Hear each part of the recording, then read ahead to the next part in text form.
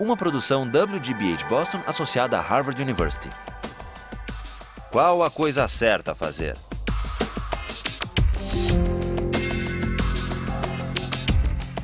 Justice, com Michael Sandel. O lado moral do assassinato.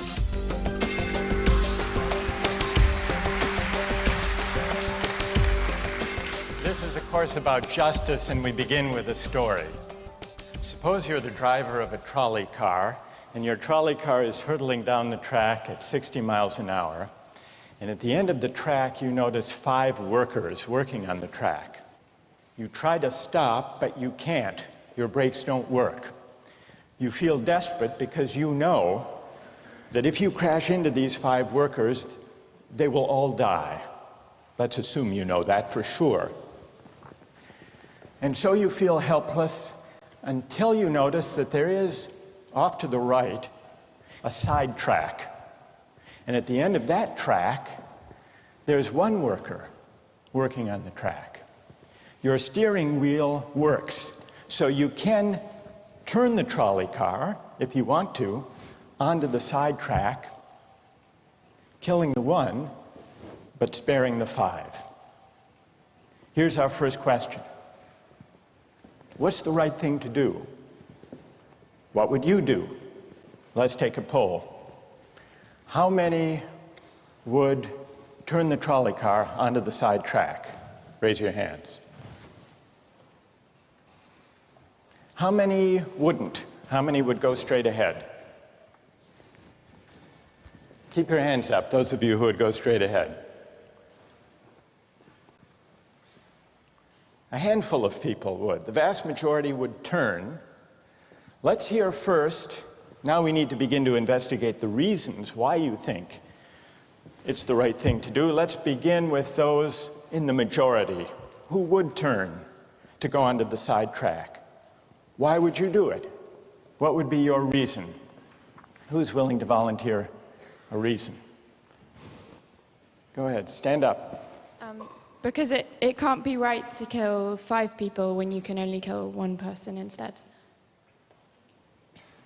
It wouldn't be right to kill 5 if you could kill 1 person instead. That's a good reason. That's a good reason. Who else? Does everybody agree with that reason? Go ahead. Well, I was thinking it's the same reason on 9/11. We regard the people who flew the plane into the Pennsylvania field as heroes because they chose to kill the people in the plane and not kill more people in big buildings. So the principle there was the same on 9/11. It's a tragic circumstance, but better to kill 1 and so that 5 can live? Is that the reason most of you had, those of you who would turn? Yes? Let's hear now from those in the minority, those who wouldn't turn. Yes? Well, I think that's the same type of mentality that justifies genocide and totalitarianism. In order to save one type of race, you wipe out the other. So what would you do in this case? You would, to avoid the horrors of genocide, you would crash into the 5 and kill them? Presumably, yes. You? Yeah. Okay, who else? That's a brave answer. Thank you. Let's consider another trolley car case and see whether those of you in the majority want to adhere to the principle, better that 1 should die so that 5 should live. This time you're not the driver of the trolley car, you're an onlooker. You're standing on a bridge overlooking a trolley car track. And down the track comes a trolley car. At the end of the track are 5 workers. The brakes don't work. The trolley car is about to careen into the 5 and kill them. And now, you're not the driver. You really feel helpless until you notice, standing next to you, leaning over The bridge is a very fat man. And you could give him a shove. He would fall over the bridge, onto the track, right in the way of the trolley car. He would die, but he would spare the 5. Now, how many would push the fat man over the bridge? Raise your hand. How many wouldn't? Most people wouldn't. Here's the obvious question. What became of the principle? Better to save 5 lives even if it means sacrificing 1. What became of the principle that almost everyone endorsed in the first case? I need to hear from someone who was in the majority in both cases. How do you explain the difference between the two? Yes? The second one, I guess, involves an active choice of pushing the person down, which I guess that person himself would otherwise not have been involved in this situation at all. And so to choose on his behalf, I guess, to involve him in something that he otherwise would have escaped is, I guess, more than what you have in the first case, where the 3 parties, the driver and the 2 sets of workers are already, I guess, in the situation. But the guy working, the one on the track off to the side, he didn't choose to sacrifice his life any more than the fat man did he? That's true, but he was on the tracks. And you... This guy was on the bridge. Go ahead, you can come back if you want. All right, it's a hard question. All right, you did well. You did very well. It's a hard question. Who else can find a way of reconciling the reaction of the majority in these 2 cases? Yes? Well, I guess in the first case, where you have the 1 worker and the 5, it's choice between those 2, and you have to make a certain choice, and people are going to die because of the trolley car, not necessarily because of your direct actions. The trolley car is a runaway thing, and you're making a split-second choice, whereas pushing the fat man over is an actual act of murder on your part. You have control over that, whereas you may not have control over the trolley car. So I think it's a slightly different situation. All right, who has a reply? No, that's good. Who has a way, who wants to reply? Is that a way out of this? I don't think that's a very good reason, because you choose to, it's either way you have to choose who dies, because you either choose to turn and kill the person, which is an active conscious thought to turn, or you choose to push the fat man over, which is also an active conscious action. So either way you're making a choice. Do you want to reply? Well, I'm not really sure that that's the case. It just still seems kind of different, the act of actually pushing someone over onto the tracks and killing him. You are actually killing him yourself. You're pushing him with your own hands. You're pushing him. And that's Right. different than steering something that is going to cause death into another. You know, it doesn't good. really sound right saying it now. No, it's good. But I'm up here. It's good. What's your name? Andrew. Andrew. Let me ask you this question, Andrew. Yes. Suppose, standing on the bridge next to the fat man, I didn't have to push him. Suppose he were standing over a trap door that I could open by turning a steering wheel like that.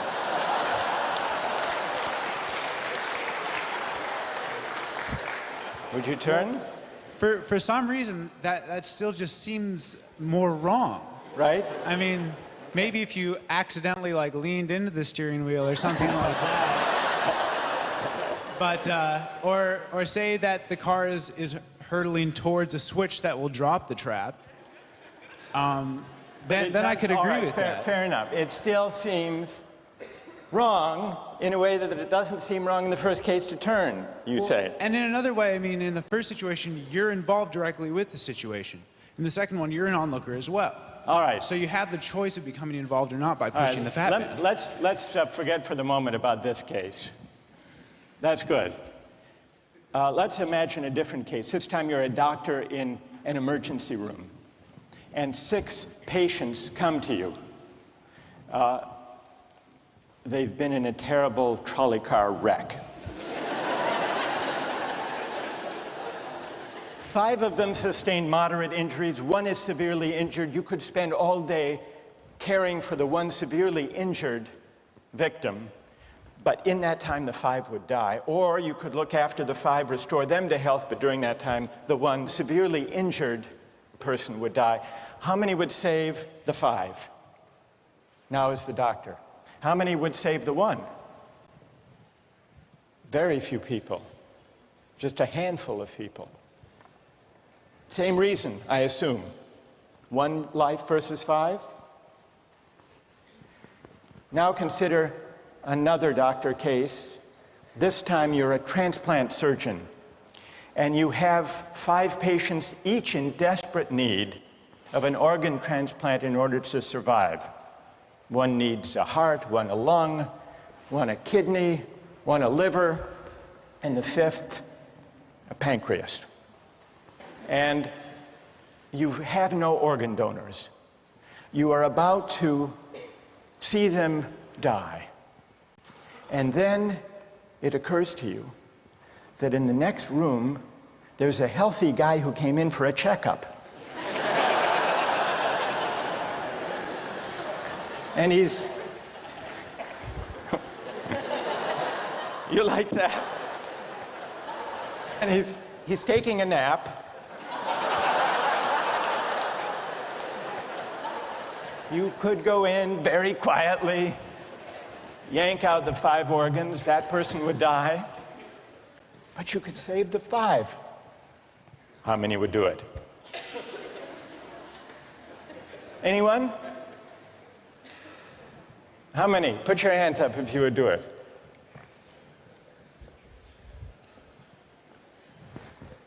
Anyone in the balcony? You would? Be careful, don't lean over too much. What? How many wouldn't? All right, what do you say? Speak up in the balcony, you who would yank out the organs. Why? I'd actually like to explore a slightly alternate possibility of just taking the 1 of the 5 who needs an organ, who dies first, and using their 4 healthy organs to save the other 4. That's a pretty good idea. That's a great idea, except for the fact that you just wrecked the philosophical point. Well, let's step back from these stories and these arguments to notice a couple of things about the way the arguments have begun to unfold. Certain moral principles have already begun to emerge from the discussions we've had. And let's consider what those moral principles look like. The first moral principle that emerged in the discussion said, the right thing to do, the moral thing to do, depends on the consequences that will result from your action. At the end of the day, better that 5 should live, even if 1 must die. That's an example of consequentialist moral reasoning. Consequentialist moral reasoning locates morality in the consequences of an act, in the state of the world that will result from the thing you do. But then we went a little further, we considered those other cases, and people weren't so sure about consequentialist moral reasoning. When people hesitated to push the fat man over the bridge or to yank out the organs of the innocent patient, people gestured toward reasons having to do with the intrinsic quality of the act itself. Consequences be what they may. People were reluctant. People thought it was just wrong, categorically wrong, to kill a person, an innocent person, even for the sake of saving 5 lives. At least people thought that in the second version of each story we considered. So this points to a second categorical way of thinking about moral reasoning. Categorical moral reasoning locates morality in certain absolute moral requirements, certain categorical duties and rights, regardless of the consequences. We're going to explore in the days and weeks to come the contrast between consequentialist and categorical moral principles. The most influential example of consequential moral reasoning is utilitarianism, a doctrine invented by Jeremy Bentham, the 18th century English political philosopher. The most important philosopher of categorical moral reasoning is the 18th century German philosopher Immanuel Kant. So we will look at those two different modes of moral reasoning, assess them, and also consider others. If you look at the syllabus, you'll notice that we read a number of great and famous books. Books by Aristotle, John Locke, Immanuel Kant, John Stuart Mill, and others. You'll notice, too, from the syllabus that we don't only read these books, we also take up contemporary political and legal controversies that raise philosophical questions. We will debate equality and inequality, affirmative action, free speech versus hate speech, same-sex marriage, military conscription, a range of practical questions. Why? Not just to enliven these abstract and distant books, but to make clear, to bring out what's at stake in our everyday lives, including our political lives, for philosophy. And so we will read these books, and we will debate these issues, and we'll see how each informs and illuminates the other. This may sound appealing enough, but here I have to issue a warning. And the warning is this: to read these books in this way, as an exercise in self-knowledge, to read them in this way carries certain risks. Risks that are both personal and political. Risks that every student of political philosophy has known. These risks spring from the fact that philosophy teaches us and unsettles us by confronting us with what we already know. There's an irony. The difficulty of this course consists in the fact that it teaches what you already know. It works by taking what we know from familiar, unquestioned settings and making it strange. That's how those examples worked. The hypotheticals with which we began, with their mix of playfulness and sobriety. It's also how these philosophical books work. Philosophy estranges us from the familiar, not by supplying new information, but by inviting and provoking a new way of seeing. But, and here's the risk, once the familiar turns strange, it's never quite the same again.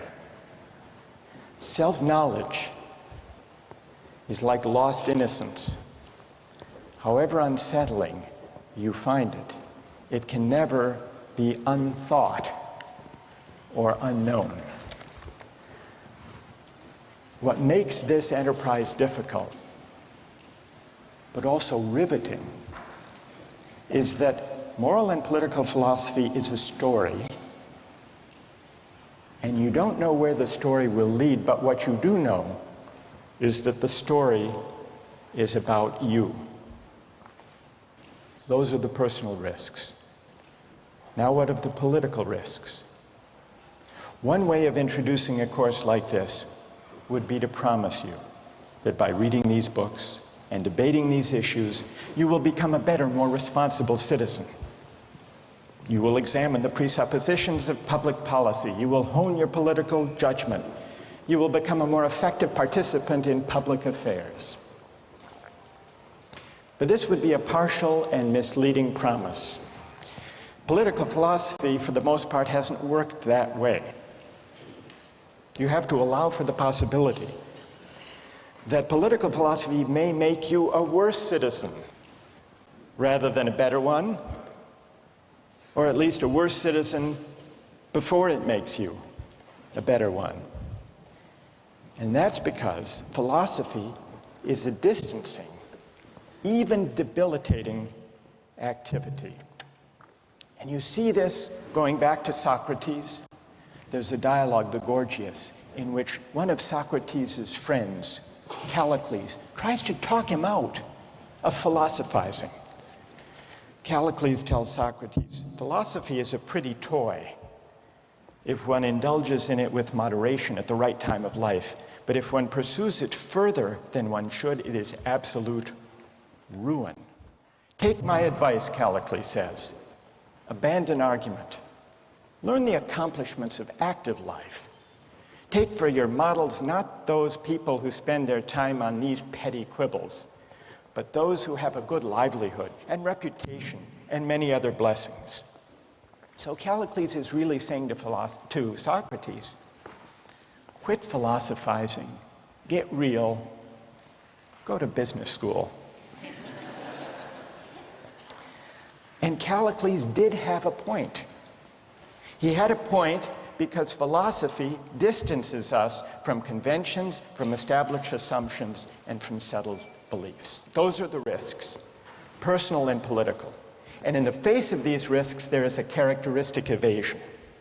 The name of the evasion is skepticism. It's the idea, well, it goes something like this. We didn't resolve once and for all either the cases or the principles we were arguing when we began.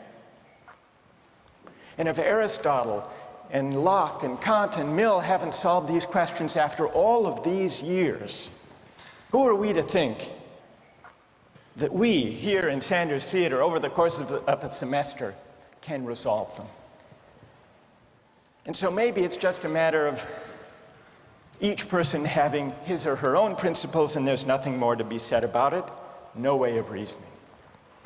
That's the evasion of skepticism, to which I would offer the following reply. It's true, these questions have been debated for a very long time. But the very fact that they have recurred and persisted may suggest that though they're impossible in one sense, they're unavoidable in another. And the reason they're unavoidable, the reason they're inescapable, is that we live some answer to these questions every day. So skepticism, just throwing up your hands and giving up on moral reflection, is no solution. Immanuel Kant described very well the problem with skepticism when he wrote, "Skepticism is a resting place for human reason, where it can reflect upon its dogmatic wanderings, but it is no dwelling place for permanent settlement. Simply to acquiesce in skepticism," Kant wrote, "can never suffice to overcome the restlessness of reason." I've tried to suggest through these stories and these arguments some sense of the risks and temptations, of the perils and the possibilities. I would simply conclude by saying that the aim of this course is to awaken the restlessness of reason and to see where it might lead. Thank you very much.